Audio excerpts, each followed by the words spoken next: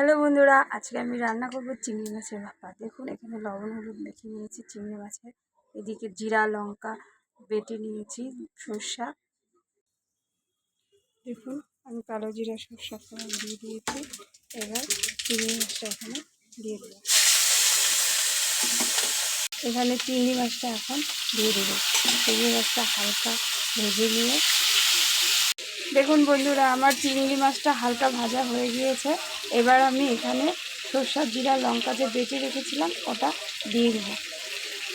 আপনারা চাইলে পোস্ত বাটাও দিতে পারেন। এটা ভালো করে কষিয়ে তারপরে আমি এখানে গরম জল দিয়ে দিব।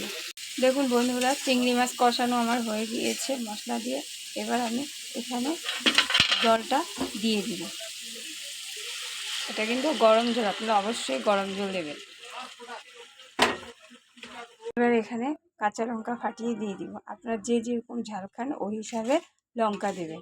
এবার এখানে 10 মিনিটের জন্য এটা ঢাকা দিয়ে রেখে দেব জলটা ফোটার জন্য।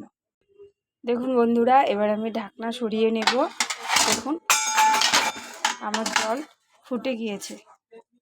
দেখুন এবার আমি এখানে একটু কাঁচা সরষের তেল দিয়ে দিব পরিমাণ মতো, যাতে চিংড়ি মাছের টেস্টটা আরও ভালো হয়ে যায়। কাঁচা সরষের তেল দিয়ে একটু অবশ্যই ফুটিয়ে নিতে হবে জলটা। চিংড়ি মাছ আমার হয়ে গিয়েছে, এবার এটাকে আমি নামিয়ে নেব। দেখুন চিংড়ি মাছ আমার রেডি। আপনারা যে যেখান থেকে দেখছেন অবশ্যই একটা লাইক সাবস্ক্রাইব করতে ভুলবেন না।